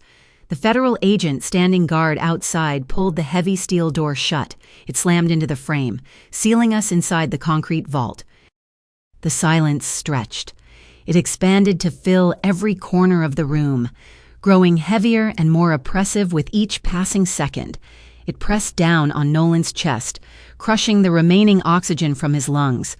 I watched a single bead of sweat detach from his hairline, trailing a slow, erratic path down his temple, eventually dropping onto his ruined collar. I watched his Adam's apple bob frantically as he swallowed against a dry throat. His mind raced, spinning wildly out of control as it collided with the impenetrable wall of my composure. He waited for me to speak. He waited for me to obey his commands. He stopped tugging against his restraints. His mouth hung slightly open. He stared at my folded hands, his gaze tracking slowly upward to meet my unwavering eyes. He analyzed the stillness radiating from my posture. He saw no trembling fingers. He saw no tears welling in my eyes. He saw no fear, no confusion, and no submission. He saw an apex predator cornering her prey. The The horrifying reality slowly penetrated the thick, insulated walls of his arrogance. The scattered puzzle pieces began aligning within his fractured mind. The sudden, simultaneous freezing of his corporate and personal accounts, the deactivated black cards failing at the jewelry boutique and the real estate brokerage, the federal agents citing stolen capital and forged authorizations, the absolute evaporation of his entire empire in a matter of hours. And now, his discarded wife sat across from him inside a federal holding cell, commanding the room without uttering a single syllable. The remaining color drained entirely from his face, leaving his skin a translucent, sickly gray, his chest hitched in a rapid, shallow gasp. The realization hit him with the concussive force of a physical blow. I did not enter this facility as a distressed spouse attempting to rescue her husband. I did not arrive as a pawn swept up in his legal catastrophe. He looked at my calm demeanor, at the leather portfolio resting beneath my hands, and the truth finally broke him. I sat before him not as his wife, but as his executioner. I lifted my hands from the leather cover of the portfolio. My fingernails grazed the heavy brass clasp. The metallic click echoed sharply, slicing through the stagnant, bleach-scented air of the interrogation room. I flipped the thick cover open, folding it flat against the scratched steel table. I leaned forward. The harsh fluorescent light caught the edge of my cheekbone, casting deep shadows across my expression. "You thought you were a self-made titan, Nolan," I said. My voice barely rose above a whisper, yet it carried the concussive force of a physical strike within the concrete vault. "You stood in our dining room 10 days ago. You thought I was just a naive relic holding you back." Nolan's jaw trembled. He pulled his wrists against the heavy iron ring beneath the table, the steel cuffs biting into his chafed, sweating skin. He stared at the open portfolio, unable to tear his eyes away from the pristine, color-coded tabs aligning the edges. I slid the portfolio slowly across the table. The friction of the leather against the scratched metal produced a low, grating hiss. I stopped pushing when the document rested precisely halfway between us. The first page displayed a high-resolution scan of heavy, watermarked parchment. I watched his bloodshot eyes dart across the header. He recognized the embossed corporate emblem immediately. It was the original incorporation charter for the anonymous offshore holding firm, the Venture Capital Group, that descended from the heavens in 2010 to rescue his failing tech logistics startup. I extended my arm. My index finger tapped the bottom right corner of the document. I pointed directly to the line designating the majority shareholder and ultimate guarantor of the capital injection. A signature rested on that line. A biometric digital seal accompanied it. The name printed in bold, undeniable black ink was mine. Nolan stopped breathing. His chest froze midway through a shallow gasp. He stared at the signature. He snapped his gaze up to my face, his pupils dilating. He looked back down at the signature. The cognitive gears in his mind ground together, stripping their teeth as they attempted to process an impossible, world-ending reality. For 16 years, he paraded through corporate boardrooms, attributing his sprawling success to his relentless grit and unparalleled intellect. He treated me as a domestic accessory, a quiet, frugal spectator to his meteoric rise. The piece of paper resting on the steel table annihilated that narrative in a single heartbeat. The brilliant, faceless venture capitalists who funded his empire did not exist. I existed. I funded the empire. I subsidized the illusion. I pinched the top corner of the heavy paper and turned the page. The crisp snap of the turning sheet rang out like a gunshot in the silent room. The second section of the portfolio exposed the subterranean architecture of his greed. I bypassed the standard operational ledgers and highlighted the phantom vendor accounts. Bright crimson boxes framed the Delaware shell companies he utilized to siphon capital out of the logistics firm. "You didn't outgrow me, Nolan," I stated. My tone clinically detached, devoid of a single ounce of sorrow. "You embezzled from me." I tapped a column of data detailing the Internet protocol logs. The spreadsheet documented every unauthorized outbound wire transfer. I cross-referenced the approval timestamps with the geographical coordinates of his devices. You executed these transfers from your corner office, I continued, dragging my finger down the laminated page. You initiated these while sitting inside Kendra's penthouse. You bled corporate revenue to purchase foreign sports cars and diamond necklaces for your mistress. His lips parted. A wet, ragged sound escaped his throat, a hybrid of a cough and a sob. He recognized the transaction hashes. He recognized the specific dates. He realized I tracked every single cent he stole. You believed you were skimming excess capital from an anonymous board of directors, I said, leaning closer, dominating his field of vision. You failed to comprehend the mathematical reality of your own corporate charter, because my holding firm maintained the 60% controlling stake. Every dollar you funneled into your Cayman Islands trust came directly from my pocket.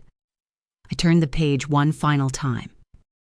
The third section displayed the catastrophic events surrounding the real estate acquisition. The document on top featured the corporate resolution he uploaded to bypass the frozen retail gateways and access the restricted escrow account. When I locked the heavy metal black cards and froze your liquidity, you panicked, I explained, mapping the exact trajectory of his downfall. You required a down payment for the $10 million estate.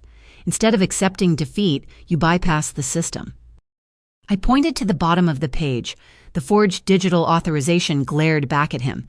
You copied my signature from the 2010 charter. You pasted it onto a fraudulent transfer mandate. You initiated a $2 million wire across state lines using stolen credentials. I tapped the exact timestamp of the forged wire transfer, highlighted in bright yellow ink. I captured the metadata the exact second you pressed enter. I flagged the transfer under federal anti-money laundering protocols. I ensured the capital landed in the real estate brokerage's account just long enough for you to sit at the closing table and hand them a dead piece of metal. Nolan squeezed his eyes shut. Tears breached his eyelashes, carving tracks through the cold sweat coating his cheeks.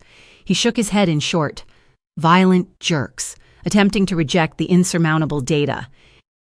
I am the bank, Nolan, I stated. My voice drove the final nail into the coffin of his reality.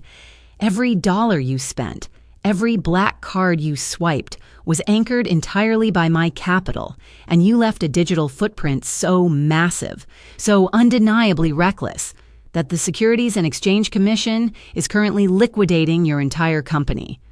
The cognitive dissonance shattered his mind.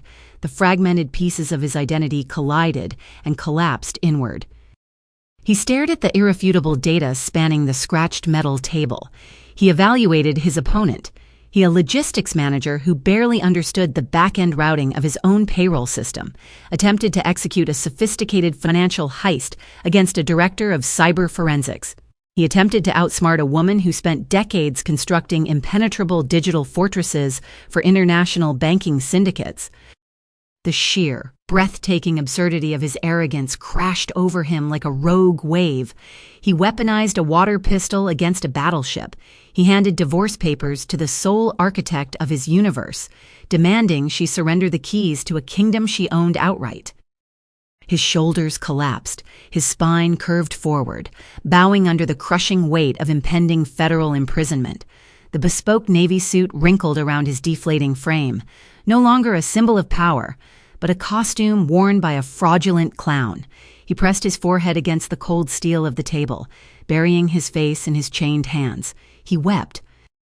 The absolute magnitude of his catastrophic error fractured the final, load-bearing pillars of his psyche. The commanding, arrogant chief executive officer evaporated into the sterile, bleach-scented air. In his place remained a terrified, hyperventilating shell. Nolan slid off the rigid seat. The metal legs of the chair scraped violently against the concrete floor, emitting a high-pitched, abrasive screech that reverberated off the dense cinder block walls. He fell to his knees. The sudden impact sent a dull thud echoing through the vault. He dragged his arms forward, the heavy steel chain of his handcuffs rattling against the iron table ring. He clasped his chafed, sweating wrists together in a posture of desperate supplication. Tears breached his eyelashes, flooding his cheeks, mixing with the perspiration, and dripping onto the lapels of his ruined, bespoke jacket. The fabric, tailored specifically to project dominance across mahogany boardroom tables, now bunched and wrinkled around his deflating frame, like a discarded costume worn by a fraudulent clown. "Adeline, please," he sobbed. The voice erupting from his throat lacked any trace of the booming, authoritative baritone he utilized to dictate eviction notices just days prior. It pitched upward into a pathetic, reedy whine, raw and shredded by unfiltered panic. I was stupid. I was weak. He pressed his chained hands against the edge of the scratched steel table, straining his neck upward to meet my gaze. His chest heaved in erratic, frantic spasms, struggling to pull oxygen into his restricting lungs. He scrambled to construct a lifeboat, recklessly throwing his accomplices overboard to lighten his sinking ship. "It was Kendra," he stammered, saliva pooling at the corners of his mouth. "She manipulated me. She constantly demanded the foreign sports cars, the penthouse leases, the shopping sprees. She poisoned my mind. Adeline, she laughed at you behind your back, and I just went along with it. I will abandon her right now. I will testify against her. I will tell the federal agents she orchestrated the phantom vendor accounts and forged the invoices. She means absolutely nothing to me." The desperation escalated, blinding him to all remaining loyalty. His survival instinct mutated into pure, unadulterated cowardice. "And my mother," he gasped, his eyes darting wildly around the windowless room. "Sylvia drove the real estate acquisition. She demanded the $10 million estate. She hated the suburban house. She hated you, and she pushed me to hand you those divorce papers. I can give you recordings. I can wear a wire.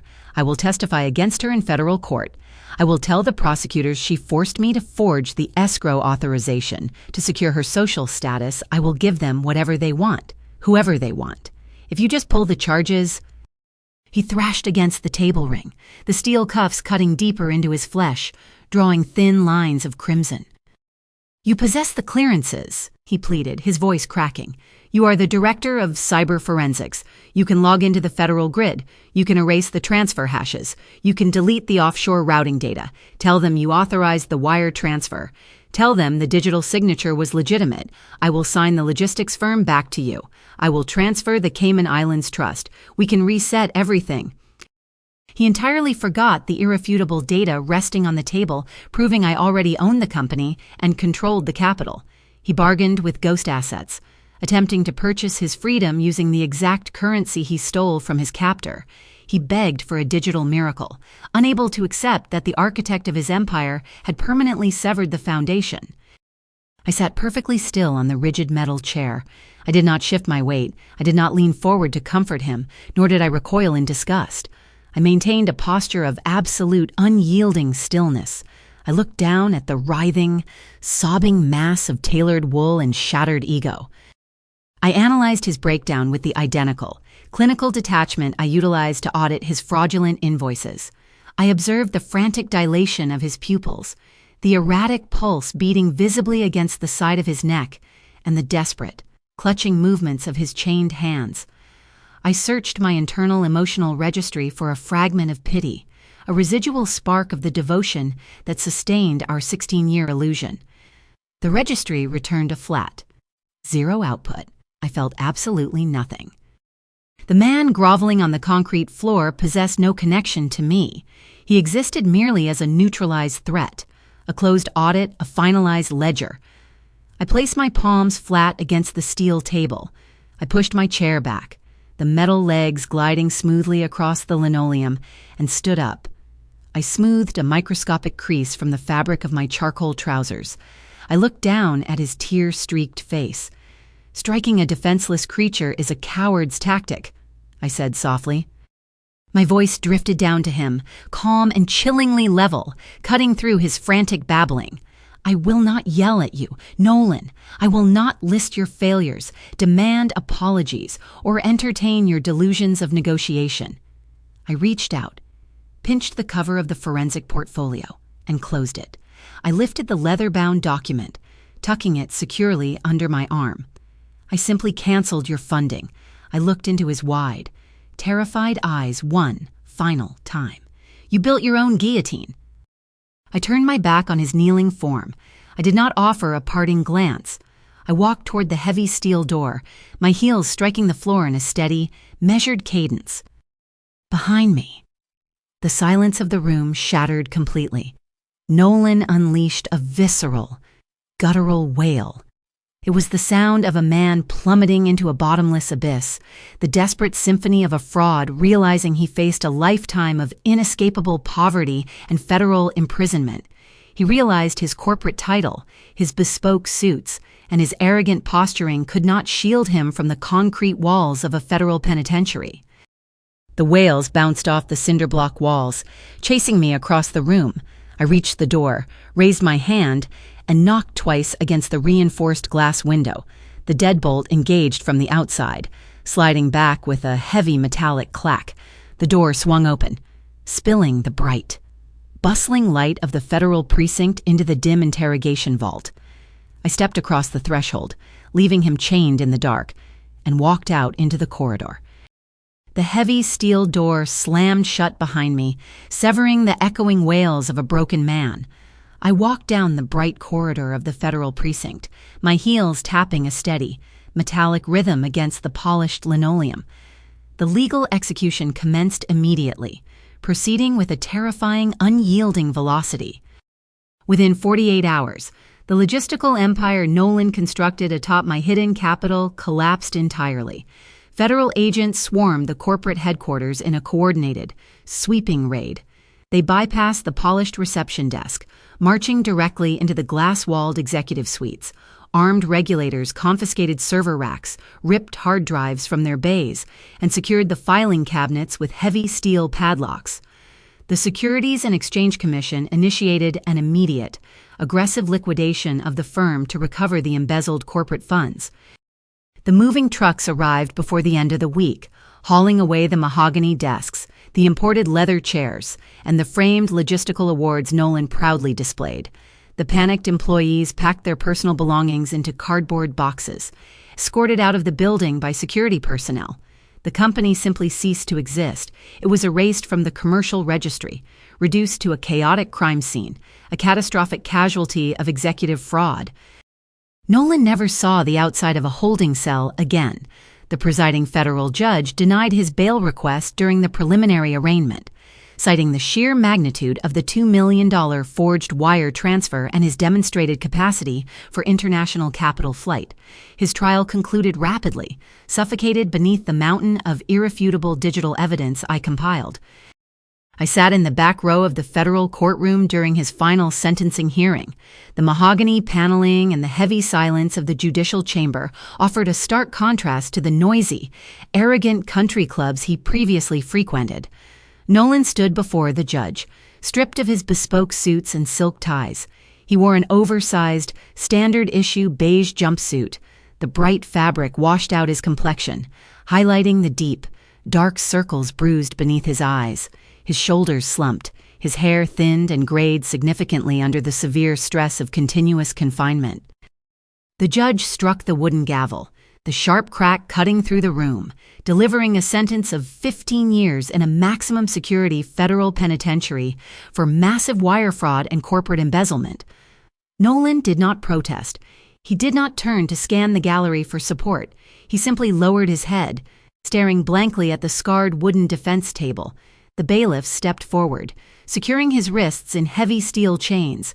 They marched him through the side door, banishing him to a decade and a half of caged isolation. His aggressive defense attorney suffered a parallel, albeit bloodless, execution. Bradley strutted into the real estate closing, assuming he held absolute legal supremacy, banking on intimidation and aggressive posturing. The federal indictment shattered that delusion entirely. The State Bar Association convened an emergency ethics committee, reviewing his direct facilitation of the fraudulent property acquisition and his aggressive eviction tactics utilizing stolen corporate leverage. The committee revoked his legal license permanently. Bradley boxed up his corner office, marching out of his prestigious downtown law firm carrying a single cardboard box. He relinquished his smug authority, permanently exiled from the judicial system, forced to realize his aggressive intimidation tactics completely failed against the cold, hard mathematics of cyber forensic data. The financial fallout radiated outward. vaporizing the unearned luxury Sylvia and Kendra previously commanded. The frozen black cards guaranteed their immediate, unceremonious eviction from their respective high-rises. Property managers arrived at Sylvia's luxury apartment, flanked by law enforcement officers presenting formal forfeiture notices. They escorted her off the premises, allowing her to pack only a single, battered suitcase of basic clothing. The federal asset seizure claimed the diamond necklaces, the designer shoes, and the imported Italian furniture purchased with stolen capital. She relocated to a cramped, low-income, subsidized housing unit located on the noisy, industrial edge of the city. I received the updated address through the ongoing legal filings. Sylvia, at 65 years old, now navigated a peeling, linoleum-floored apartment that smelled faintly of boiled cabbage and old dust. She spent her mornings sitting on a stained, second-hand futon, clutching a chipped ceramic mug of cheap tea.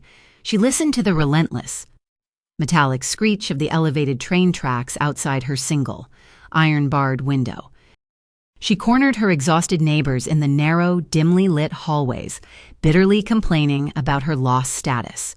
She recited endless, delusional tales of country club luncheons, exclusive galas, and $10 million mansions. The neighbors ignored her, pushing past the frantic woman, dismissing her as a delusional, bitter tenant lost in fabricated memories of a life she never actually earned.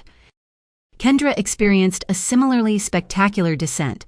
The scandal surrounding the corporate embezzlement rendered her name entirely radioactive across the corporate sector. Human resource departments blacklisted her resume the exact moment it crossed their desks, refusing to interview the 28-year-old former executive tied to a massive federal raid. Stripped of the penthouse, the foreign sports cars, and the limitless credit lines, she faced the brutal, unglamorous mechanics of actual survival. She secured employment at a high-end designer boutique, a retail store located in the exact commercial district she formerly terrorized as a wealthy, demanding patron. She stood behind the polished glass counter, wearing a stiff, black polyester uniform. Her feet ached constantly from 8-hour shifts, standing on the hard marble floor. She operated the cash register, forced to smile and offer obsequious, deferential greetings to the wealthy clientele walking through the glass doors. She picked up the heavy, imported leather handbag she previously paraded across her live social media broadcasts, scanning the barcode price tags. She packed the items carefully into crisp tissue paper for women who possessed the actual capital she lost. She rang up the transactions, listening to the heavy metal cards click against the payment terminals. Every single swipe served as a daily, agonizing reminder of the sprawling empire she briefly touched and permanently destroyed. They desired the world to admire their wealth. They demanded obedience and commanded respect using stolen leverage, elevating themselves above the very people they exploited. Instead, they transformed into the ultimate cautionary tale of catastrophic greed. The sprawling, arrogant universe they thought they controlled evaporated without a trace.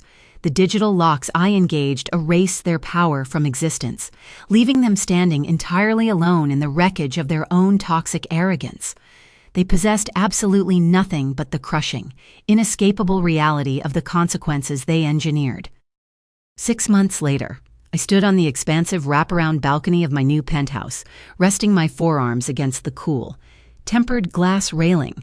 The evening wind swept across the terrace, carrying the crisp, electric energy of the metropolis far below.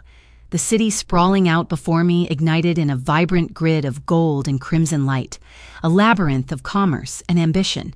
I held a crystal goblet of vintage red wine, the deep burgundy liquid catching the ambient glow of the skyline. I brought the rim to my lips, taking a slow, deliberate sip. The complex, oak-aged flavors settled on my palate, tasting indistinguishable from absolute, unadulterated freedom. I no longer occupied the cramped, silent corners of a suburban house. I no longer clipped paper grocery coupons at a granite island while funneling my actual wealth through invisible offshore networks. I stepped entirely out of the shadows. I shattered the anonymous holding company that shielded my identity for 16 years, dissolving the phantom venture capital group and replacing it with my own name. My cyber forensic firm dominated the financial securities sector. We expanded aggressively, opening international satellite offices in London, Tokyo, and Frankfurt. I hired teams of elite analysts and software architects, constructing digital fortresses for the largest banking syndicates on the globe. I sat at the head of a massive, polished obsidian boardroom table, commanding a legitimate, undeniable empire built explicitly by my own intellect. I operated as the undisputed architect of my reality, wearing bespoke, tailored suits purchased with capital I proudly claimed as my own.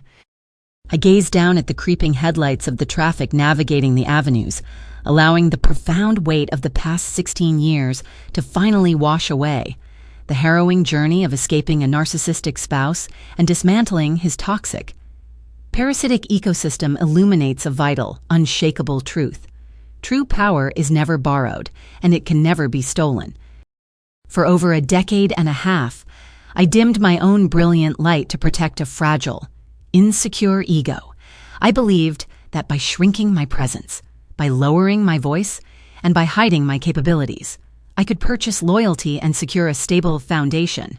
I handed a weak man the keys to a kingdom he lacked the grit to build, hoping my sacrifice would manifest as mutual respect. Instead, my silent endurance bred monstrous entitlement. He devoured my resources, wore my wealth like a cheap costume, and ultimately attempted to discard the very source of his survival to satisfy his towering greed. He operated under the fatal delusion that proximity to power equated to the possession of it. He believed swiping a heavy metal credit card granted him a superiority. He assumed the illusion of his billionaire lifestyle protected him from consequence. He learned the brutal reality inside a concrete federal holding cell. Authentic strength relies on undeniable competence and unshakable boundaries. It resides in the specialized skills you cultivate in the dark, the intellect you sharpen through discipline, and the absolute refusal to compromise your core integrity. A parasite can temporarily hijack a host, but the moment the host recognizes its own sovereignty and severes the supply, the parasite starves and withers into nothingness. We must never shrink ourselves to fit into spaces meant for smaller minds. When you compress your potential to accommodate the insecurities of a toxic manipulator, you merely invite exploitation. You signal to the predator that your boundaries remain porous and your worth remains negotiable. The ultimate reclamation of your life begins the exact second you stop tolerating disrespect. It begins when you recognize the arsenal of brilliance, resilience, and capability lying dormant within your own mind, and you choose to weaponize it. You do not need to scream, hurl insults, or engage in chaotic, emotional warfare. You simply need to observe, calculate, and systematically remove their access to your energy, your capital, and your spirit. When you draw a line in the sand and enforce it with glacial, unwavering precision, the architects of your misery will inevitably stumble blindly into the traps of their own design. You reclaim your inherent worth by standing firmly in the light, completely unapologetic for the space you command. Have you ever had to draw a hard, permanent boundary and walk away from a toxic manipulator who severely underestimated your intelligence? How did you execute your exit and reclaim your autonomy? I would love to hear your incredible stories of survival, strategy, and reclaiming your power in the comment section down below.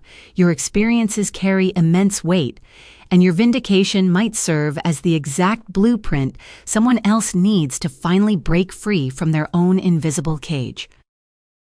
Please hit the like button and subscribe to the channel for more stories of absolute justice, forensic revenge, and the triumph of the underestimated. Thank you so much for spending your time with me today. Always trust your instincts, never apologize for your intellect, and always remember your true, undeniable worth. Goodbye for now.